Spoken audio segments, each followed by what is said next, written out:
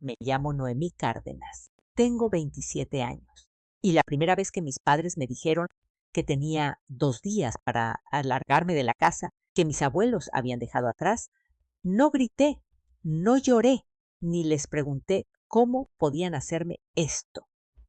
Solo me quedé ahí, en el marco de la puerta de la cocina, con la mano aún aferrada a una taza de café frío, escuchando mientras mi madre hablaba con esa voz suave, falsa y calmada que usaba siempre que quería sonar razonable mientras decía algo cruel. Mi padre estaba de pie junto a ella como si la decisión ya hubiera sido sellada y archivada. Y mi hermana menor se apoyaba contra la barra con ese tipo de sonrisita engreída que usa la gente cuando cree que el final ya les pertenece. Dijeron que la casa era demasiado para mí, que yo estaba siendo egoísta, que el hogar familiar debía pasar a la hija que estaba a punto de casarse y construir un futuro real. Luego vino el plazo. Viernes, 2 días. Empaca tus cosas personales, deja las llaves y no lo hagas feo. Lo que querían era una pelea. Querían lágrimas, súplicas, tal vez una última discusión desesperada que luego pudieran torcer para usarla como prueba de que yo era inestable y malagradecida. Pero yo ya sabía algo que ellos no. Sabía lo que descansaba en la caja fuerte de la pared, allá arriba. Sabía por qué mi abuelo había dejado de verse preocupado en las últimas semanas de su vida. Y sabía que si abrían esa caja fuerte, creyendo que ya habían ganado, la expresión en sus rostros valdría cada segundo que pasé guardando silencio. Así que asentí una vez, dije está bien, y me alejé como una mujer que acababa de perderlo todo. A mis espaldas escuché a mi hermana reír por lo bajo. Detrás de ellos, la casa entera se quedó quieta, como si estuviera esperando. Y para cuando mi madre me estuvo llamando una y otra vez, con la voz temblorosa, rogándome que no hiciera esto, ya era demasiado tarde. Antes de contarte qué había dentro de esa caja fuerte y por qué mi familia pasó de la celebración al pánico en menos de media hora, dime qué hora es donde estás ahora mismo y desde dónde me escuchas, porque de verdad quiero saber hasta dónde llega esta historia. La verdad es que, para cuando me dieron esos 2 días, yo ya había pasado años aprendiendo exactamente quién les importaba y quién no. La casa de mis abuelos en Punta de Piedra era el único lugar donde alguna vez me había sentido elegida en lugar de tolerada. Descansaba sobre una colina tranquila, mirando hacia el agua. Una casona de piedra con alféizares profundos, pisos de pino viejo y un portal trasero que atrapaba la última luz dorada de cada atardecer. Para los extraños, parecía una valiosa propiedad costera. Para mí era el lugar donde mi abuela me enseñó a preparar pan de elote dulce sin usar tazas medidoras, y donde mi abuelo me enseñó que el carácter de una persona siempre sale a la luz cuando nadie la obliga a ser decente. Años de que él muriera. Todo cambió. Mi abuela empezó olvidando cosas pequeñas primero. Luego olvidó las más grandes. Dejaba el té hirviendo en la estufa. Metía el azúcar al refrigerador. Una vez me miró directamente a los ojos y me llamó por el nombre de su hermana. Mi abuelo intentó mantener el timón de la casa firme, pero yo pude ver el miedo en él mucho antes de que lo admitiera en voz alta. Y en ese entonces yo estaba en el posgrado, estudiando mi maestría en Administración en Salud, manejando de ida y vuelta cada fin de semana desde Xalapa, luego cada par de días y al final casi a diario. Me convertí en la que sabía que farmacia todavía tenía sus recetas en existencia.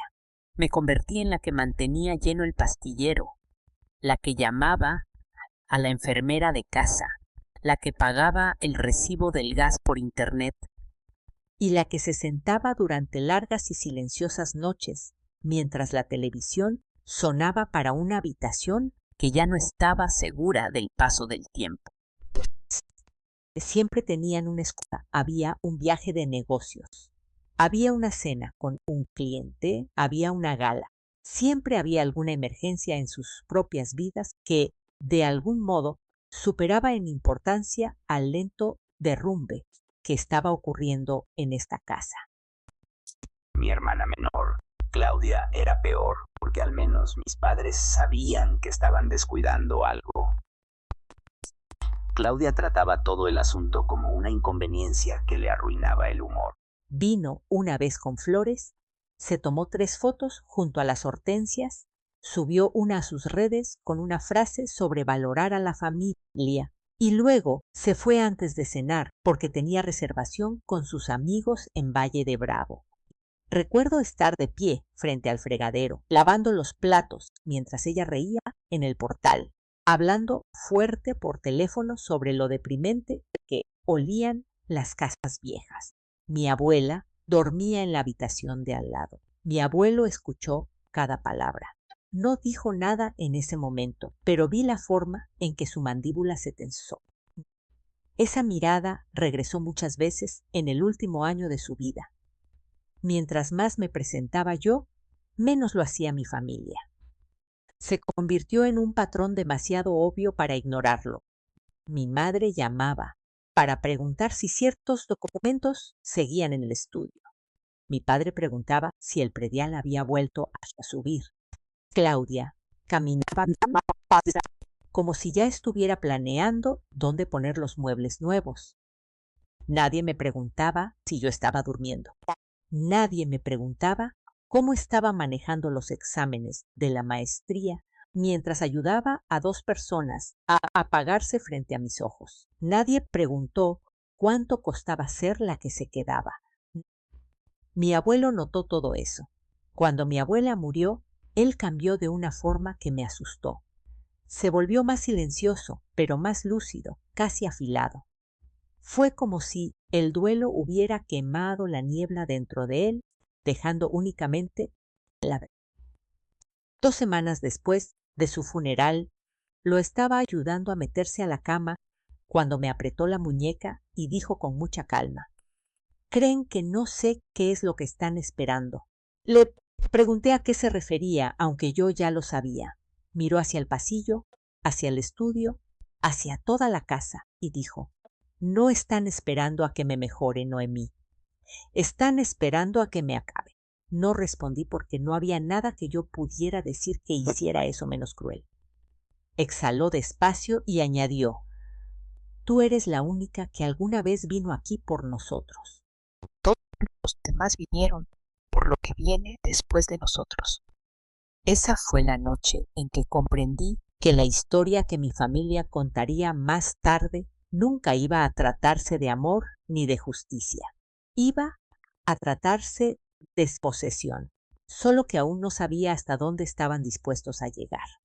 Una semana después de esa plática, mi abuelo me pidió que lo llevara al pueblo. Dijo que necesitaba ver a un abogado sobre unos trámites de rutina de la propiedad y lo dijo en uno tan casual que alguien que no lo conociera podría haberle creído, pero yo lo conocía. Yo sabía cuando estaba fingiendo que algo era más de lo que realmente era.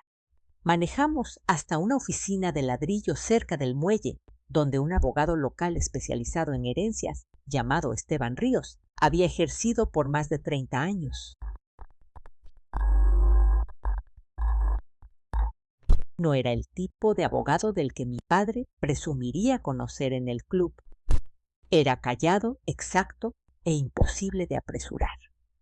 Mi abuelo confiaba en él, lo cual era suficiente para mí. Al principio me quedé en la sala de espera, pero unos 20 minutos después, Esteban abrió la puerta y me pidió que pasara. Mi abuelo estaba sentado más derecho de lo que había estado en meses. Había una carpeta en el escritorio, un sello de notario cerca y una libreta amarilla cubierta con la letra pequeña y pulcra de Esteban. Mi abuelo me miró y dijo: «Necesito que escuches con atención. porque ya terminé de fingir que tus padres van a hacer lo correcto por sí solos. Lo que me contó esa tarde lo cambió todo. Y años atrás, él y mi abuela habían hecho un testamento que dejaba la casa y el resto de la herencia a su hijo y su nuera, bajo la suposición de que la familia se comportaría como familia. Esa suposición había desaparecido. En su lugar, Esteban había preparado una nueva estructura legal, un fideicomiso irrevocable. La casa sería transferida allí. El propósito no era hacerme rica. Eso le importaba a él. Lo dijo más de una vez. Esto no es un premio, Noemí, esto es protección. El fideicomiso me nombraba administradora única y me daba el derecho de vivir en la casa y preservarla. También hacía muy difícil que alguien me presionara para venderla, hipotecarla o regalarla.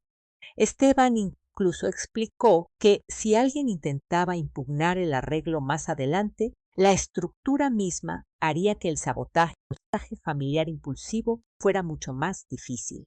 Mi abuelo había pensado en esto con un detalle doloroso. Había visto exactamente lo que se avecinaba. Recuerdo haber dicho, me van a odiar por esto. Y Esteban, sin levantar la vista de la hoja que estaba acomodando, dijo, van a odiar el límite, no la verdad. Las personas que se sienten con derecho a algo siempre lo llaman crueldad cuando te niega a entregárselo. Mi abuelo firmó ese día. El notario selló los papeles. Yo firmé donde Esteban me indicó que firmara. Cuando regresamos a la casa, mi abuelo estaba exhausto, pero aliviado de una manera que yo no había visto en mucho tiempo. Durante el mes siguiente, Esteban y yo nos encargamos en silencio de lo que había que encargarse. Tras el fallecimiento de mi abuelo, me reuní de nuevo con Esteban, finalizamos la transferencia al fideicomiso y registramos los documentos como era debido. Pero no lo anuncié. Esa parte fue estratégica. Esteban me aconsejó esperar, porque creía que mi familia revelaría sus intenciones con mucha más claridad si pensaban que yo estaba indefensa. Tenía razón. Fue entonces cuando preparé la caja fuerte. La caja fuerte de la pared en el estudio de arriba siempre había fascinado a mi familia, porque daban por hecho que cualquier cosa vieja e importante debía estar encerrada ahí. Así que me aseguré de que, cuando finalmente la abrieran, encontraran exactamente lo que merecían encontrar. Dentro de la caja coloqué un sobre sellado, con la letra de mi abuelo en el frente. Incluí una copia notariada de los documentos del fideicomiso. Una breve carta de Esteban confirmando la transferencia efectiva y una memoria USB que contenía una grabación de audio que mi abuelo había hecho durante sus últimas semanas. Encima de todo eso, puse una sola hoja de papel a simple vista. Decía, si están leyendo esto porque vinieron buscando algo que llevarse, entonces ya saben por qué los dejaron fuera. Yo sabía que mi madre abriría el sobre con las manos temblorosas. Sabía que mi padre se quedaría callado primero, que era como siempre reaccionaba cuando se daba cuenta de que el control se le escapaba. Y sabía que Claudia seguiría insistiendo en que tenía que haber algún error, porque las personas como mi hermana nunca creen que las consecuencias son reales hasta que les estallan en la cara. Así que, cuando se pararon en mi cocina y me dijeron que el viernes era mi fecha límite, no discutí, porque el verdadero plazo no era el mío, era el de ellos. El viernes era el día en que su fantasía iba a chocar contra el papel, las firmas y la única cosa que la gente codiciosa nunca respeta hasta que los arruina: las pruebas. Los 2 días entre su amenaza y el viernes fueron de los más extraños de mi vida, porque tenía que verme como una mujer preparándose para perder su hogar, cuando en realidad me preparaba para conservarlo. Empaqué suficientes cajas para que la actuación fuera creíble. Etiqueté algunas con libros, abrigos de invierno, cosas de cocina, aunque nunca tuve la intención de sacarlas de ahí. Las llevé a la habitación de invitados, donde cualquiera que echara un vistazo desde la puerta pensaría que me estaba rindiendo. Al mismo tiempo, respaldé cada correo electrónico, guardé cada mensaje de texto y le envié copias de todo a Esteban. Mi madre llamó el miércoles por la mañana con una voz empalagosa y me preguntó si ya había encontrado un lugar donde quedarme. Dijo que le preocupaba que yo estuviera sola. Luego, en el mismo suspiro, me recordó que no me llevara la plata antigua, porque eso era propiedad de la familia. Mi padre llamó más tarde fingiendo ser razonable. Dijo que alargar las cosas solo avergonzaría a todos. Usó la palabra todos como siempre lo hacen los hombres como él, como si preservar su propia comodidad fuera un servicio público. Claudia me mandó por mensaje la foto de una cocina blanca que le gustaba y escribió: «Esto se vería increíble una vez que la casa se sienta más joven». Me quedé mirando ese mensaje durante un minuto entero.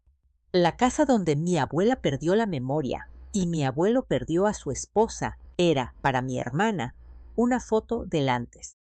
El jueves por la noche mi madre cambió de táctica.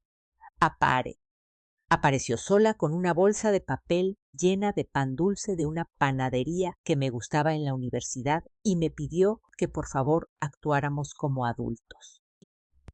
Se quedó de pie en el umbral con un abrigo color crema que probablemente costaba más que mis libros del primer semestre, y me dijo que la familia estaba bajo mucho estrés, que la boda de Claudia se acercaba, que mi padre se había sacrificado tanto por nosotras, que tal vez yo estaba haciendo esto más difícil de lo necesario.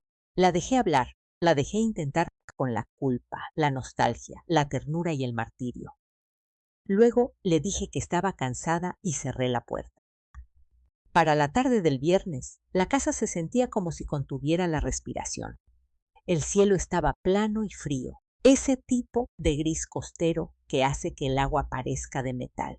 Llegaron justo antes de las 5, exactamente cuando dijeron que lo harían. Mi padre entró primero, moviéndose como un hombre que esperaba que la escena saliera a su manera, porque las escenas usualmente lo hacían.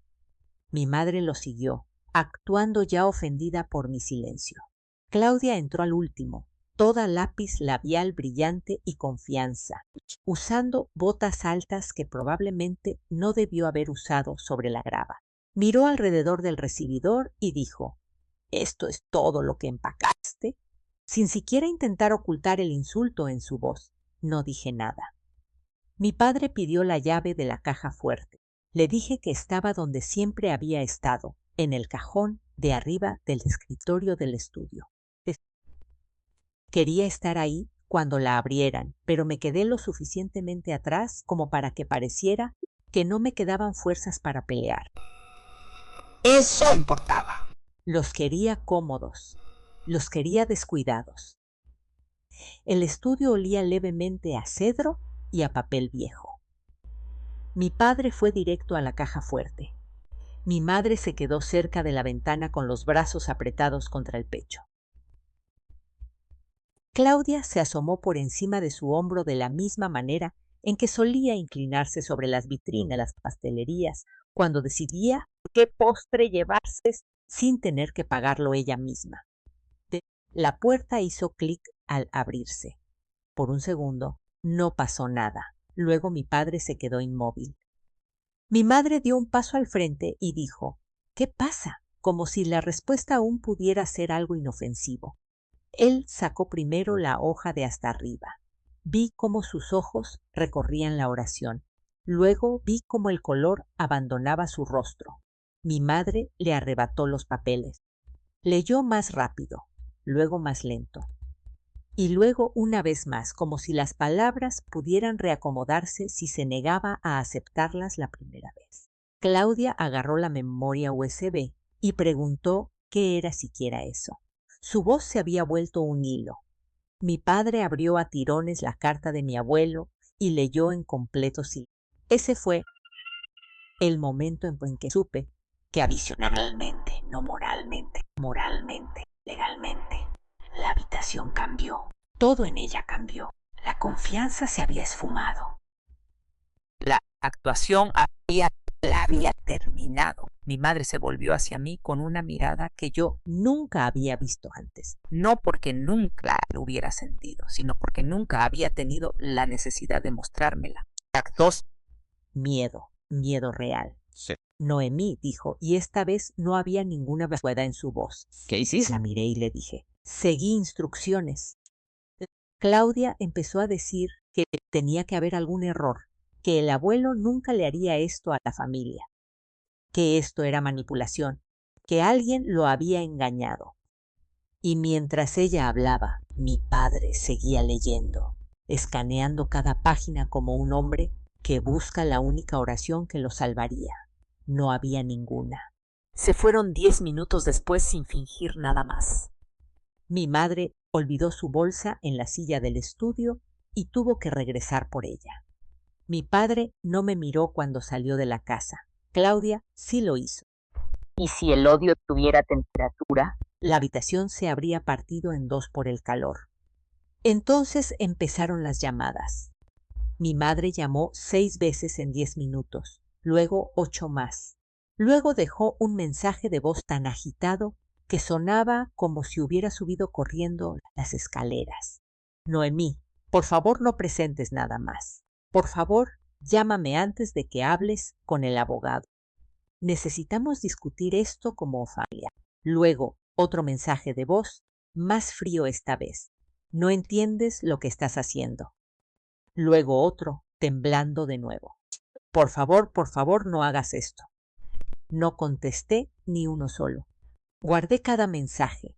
Me senté a la mesa de la cocina y escuché cómo su pánico se apilaba en mi buzón, llamada por llamada. Para el sábado por la mañana, la guerra se había movido de la casa hacia el pueblo, que era exactamente donde a mi madre siempre le gustaba pelear, la quedó.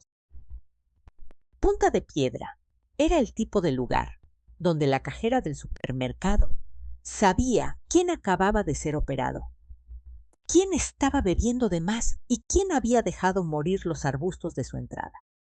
Las noticias viajaban rápido, pero también lo hacía la compasión si sabías empaquetarla correctamente. Mi madre siempre había sido buena en eso. Podía convertir la crueldad en preocupación con tanta suavidad que la gente se lo agradecía. Para el mediodía, 2 personas ya me habían mandado mensajes preguntando si de verdad estaba intentando quedarme con todo para mí sola. Es una mujer de la iglesia, alguien que no había visitado a mis abuelos ni una sola vez. Mientras estaban vivos, me escribió diciendo que mi madre estaba devastada y que solo quería paz.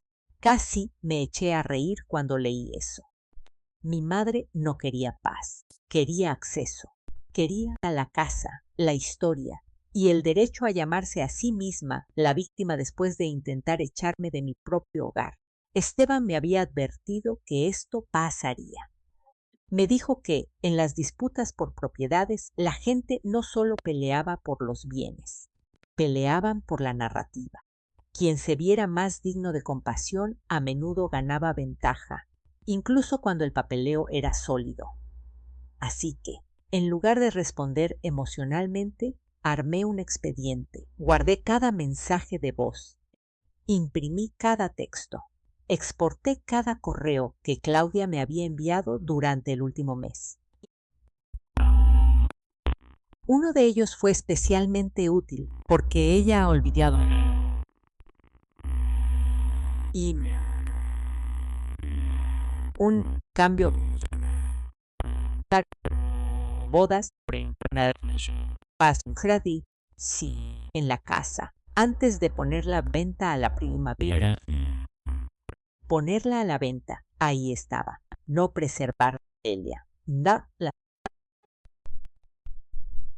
Esteban casi sonrió cuando le mostré ese correo, lo que para él era el equivalente a soltar una carcajada.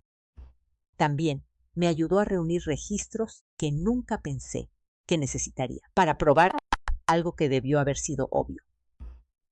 Copias de las entregas de la farmacia que yo había firmado, recibos de las compras del súper, facturas de las reparaciones que yo coordiné, notas de calendario, cargos de gasolina de los largos viajes, de ida y vuelta mientras estaba en la maestría. La enfermera a domicilio incluso Escribió una declaración diciendo coordinó los cuidados de manera constante durante el declive de mis abuelos. Mientras tanto, mis padres seguían cometiendo errores. Mi padre me mandó un mensaje que decía: ya dejaste claro tu punto, firma la administración compartida y todos podremos alejarnos de esto con dignidad. Administración compartida significaba devuélvenos el arma y confía en que no la usaremos de nuevo. Mi madre intentó un enfoque más suave y me escribió que un conflicto legal solo le haría la memoria de la abuela.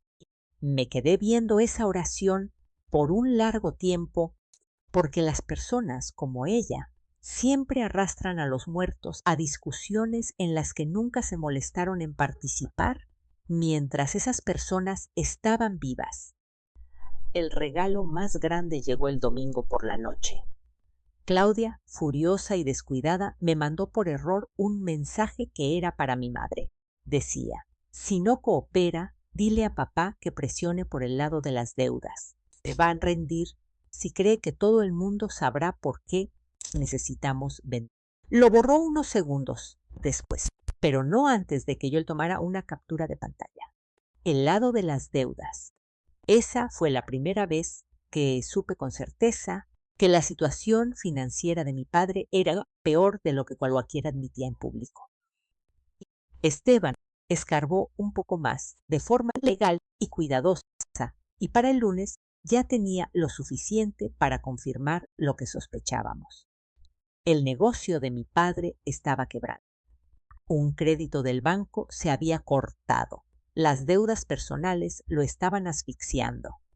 No había querido la casa porque representara tradición. La quería porque representaba un escape. Una vez que entendí eso, todo encajó en su lugar. La falsa urgencia, el plazo de 2 días, la presión, la repentina insistencia de que Claudia necesitaba la casa para su futuro. Nunca se trató de su futuro.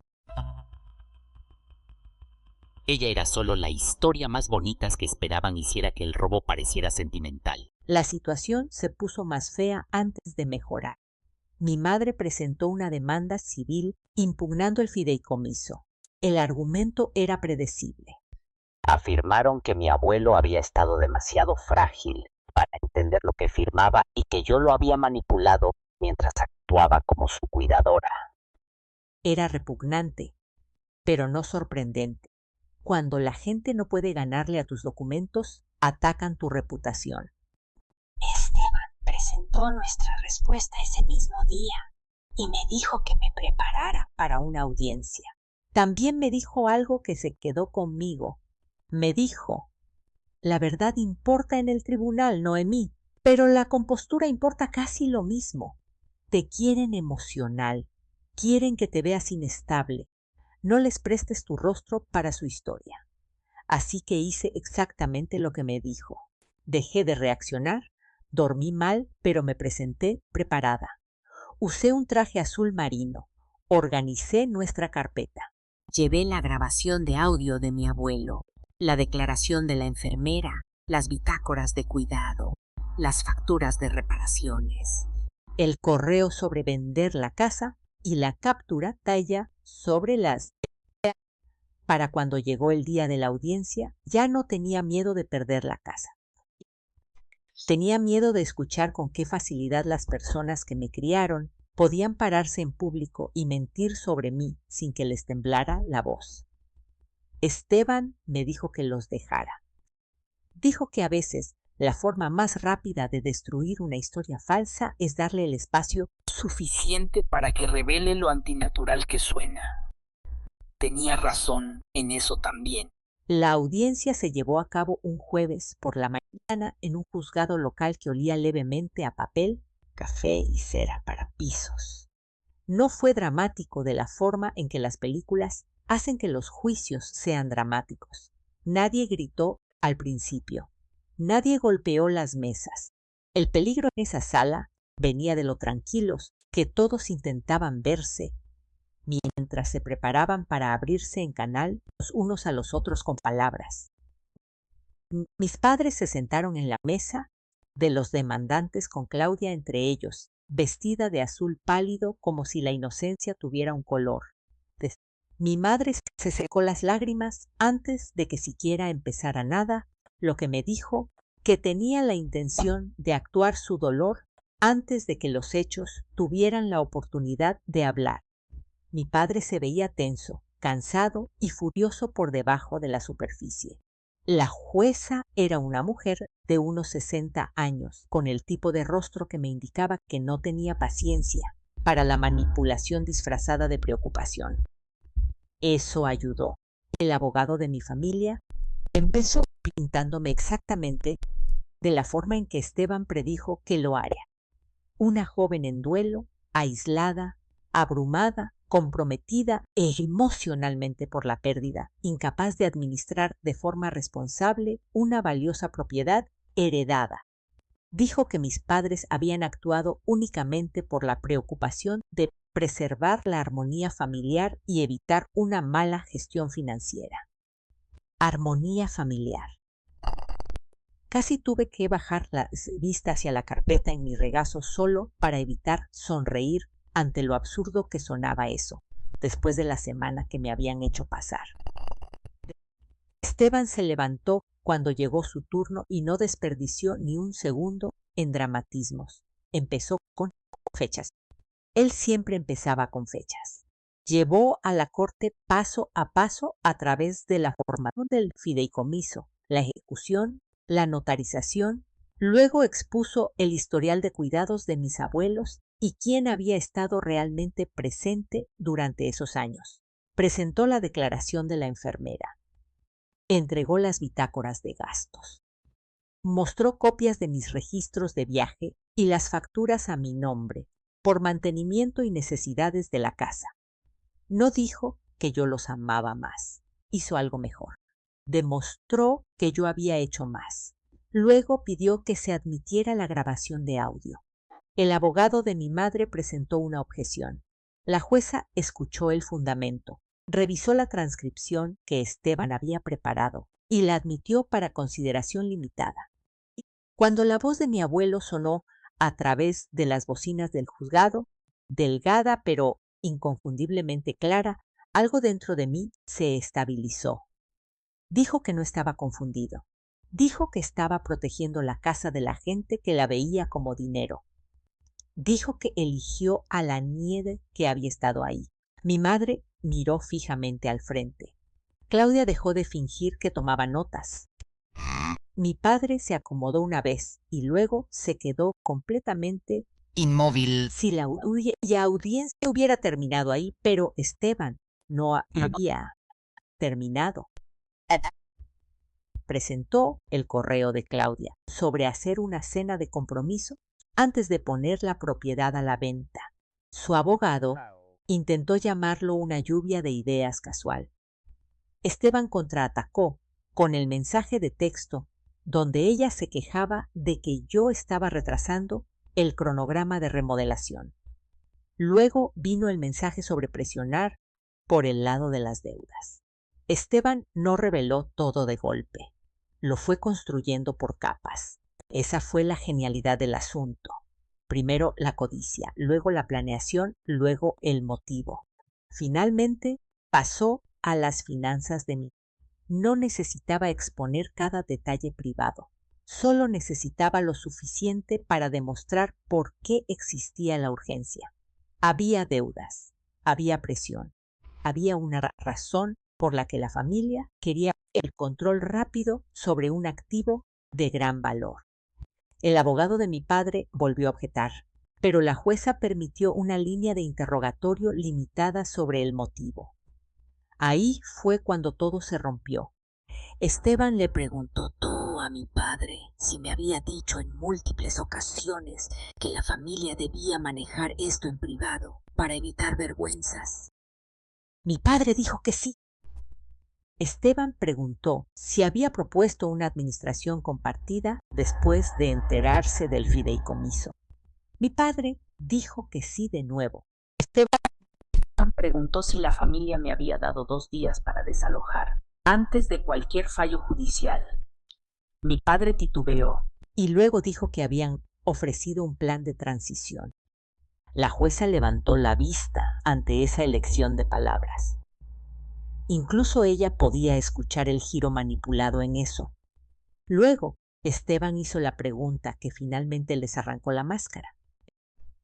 Preguntó: Señor Cárdenas, ¿se encontraba usted bajo presión financiera en el momento en que intentó forzar el acceso a la casa?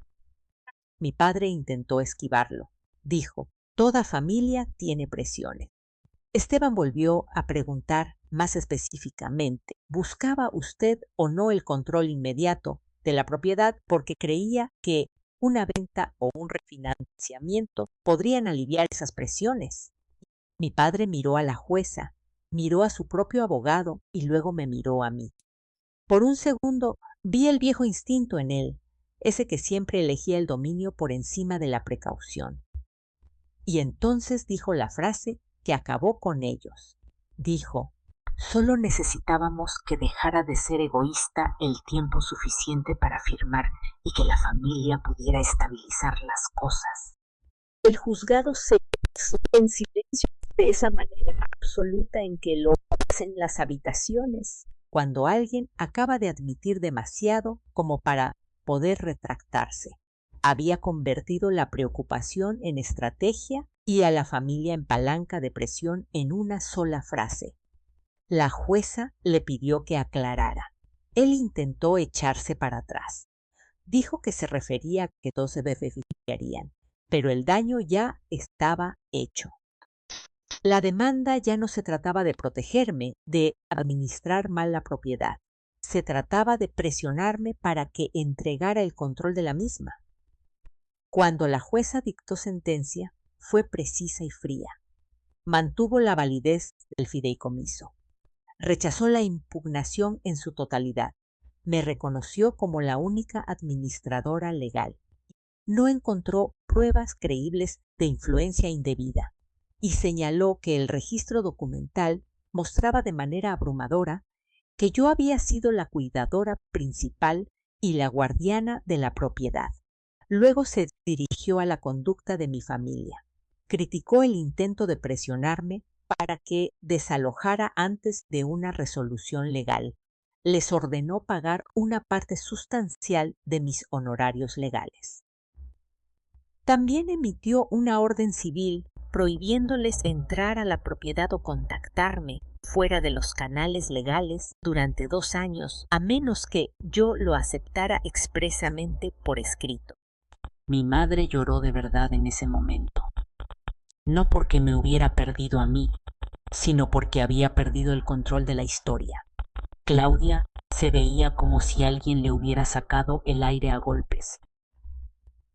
Más tarde me enteré de que la familia de su prometido pospuso su aportación económica para la boda tras darse cuenta de que la casa que ella había insinuado que sería parte de su futuro nunca había sido suya para usarla. La boda no se canceló, pero la fantasía sí. Mi padre salió del tribunal viéndose más pequeño de lo que lo había visto jamás. En un pueblo como el nuestro, la gente no necesita un escándalo formal para saber qué pasó. Solo necesitan suficiente verdad para empezar a conectar los puntos. En menos de 2 semanas, él renunció en silencio a una junta local de recaudación de fondos que siempre había usado para pulir su reputación. Nadie anunció el porqué. Nadie tuvo que hacerlo. Mi madre llamó una vez más desde un número desconocido esa noche y dejó un mensaje de voz que nunca contesté. Dijo que yo había humillado a la familia.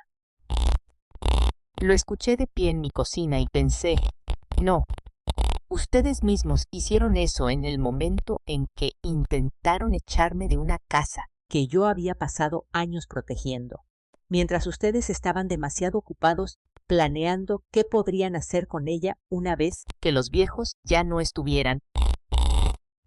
regresé a Punta de Piedra la misma tarde que terminó la audiencia. El camino se sintió más corto de lo habitual, tal vez porque, por primera vez en semanas, no estaba manejando hacia una amenaza. Estaba manejando a casa. La casa se veía exactamente igual desde la carretera, algo que me encantó más de lo que puedo explicar.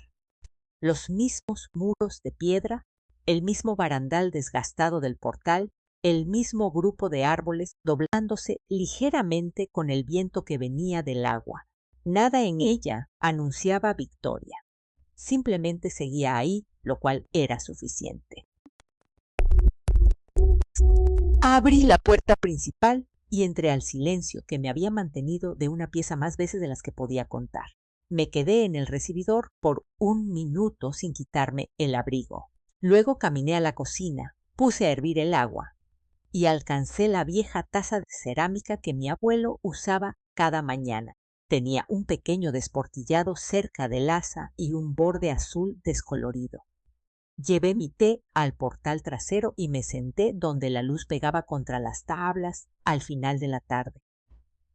Desde ahí podía ver el agua y la orilla del jardín que mi abuela amó, incluso después de que dejó de recordar los nombres de la mitad de las flores que había en él. Pensé que me sentiría triunfante de una manera ruidosa y ardiente. No fue así. Lo que sentí, en cambio, fue limpio, claro, como si la presión en mi pecho se hubiera liberado dándole una vuelta cuidadosa a la vez. No salvé la casa porque yo fuera más fuerte que los demás o más inteligente que los demás o más fría que los demás. La salvé porque me quedé cuando quedarse era difícil. Esa era toda la verdad. Me quedé cuando las actualizaciones del doctor se volvieron repetitivas y tristes. Me quedé cuando había que pagar los recibos y cargar el súper y las noches se sentían demasiado largas. Me quedé cuando no había nada glamuroso en ello, nada rentable en ello y ninguna audiencia para aplaudirme. Y al final, eso importó más que el encanto, más que el sentido de pertenencia, más que la sangre. Esa es la lección a la que sigo regresando. La sangre puede hacer que las personas sean parientes, pero no los hace automáticamente amorosos, seguros o dignos de confianza. La verdadera familia no se define por quién exige acceso cuando algo se vuelve valioso. La verdadera familia se define por quién se mantiene presente cuando la vida se vuelve difícil, inconveniente y poco fotogénica. Hay algo más que esta historia me enseñó, y creo que le importa a cualquiera que me escuche y que alguna vez haya sido manipulado con la palabra familia. El amor sin límites puede ser explotado. La bondad sin documentación puede ser reescrita. Y la lealtad sin amor propio puede convertirse en una jaula. Protegerte a ti mismo no te hace cruel. Guardar registros no te hace calculador. Negarte a entregar lo que construiste, preservaste o cuidaste no te hace egoísta. A veces, lo más responsable que una persona puede hacer es poner la compasión y la evidencia en la misma mano. Eso no es amargura, eso es sabiduría. Miré hacia el agua, tomé un sorbo lento de té y pensé en lo mucho que solía desear que mis padres se convirtieran en las personas que yo mantenía la esperanza que fueran, debajo de todo ese control y actuación. Pero la paz llegó cuando dejé de esperar esa versión de ellos y empecé a creer en la versión que ya me habían mostrado. La casa estaba en silencio. Las tablas del portal crujieron suavemente bajo mi silla. En algún lugar cerca del agua, una gaviota gritó una vez y luego todo se calmó de nuevo. Yo seguía teniendo 27 años. Seguía sola en ese portal. Pero por primera vez en mucho tiempo, estar sola no se sintió como estar abandonada. Se sintió como ser libre. si alguna vez has tenido a alguien que use a la familia, la culpa o la obligación para hacerte a un lado, espero que esta historia te recuerde que tu silencio no tiene por qué significar rendición. Y que tu bondad no requiere que te traiciones a ti mismo. Y antes de que te deje, aquí en este portal conmigo, dime desde dónde me escuchas y qué hora es donde estás, porque quiero saber hasta dónde viajó esta historia y si alguna parte de ella te resultó un poco demasiado familiar.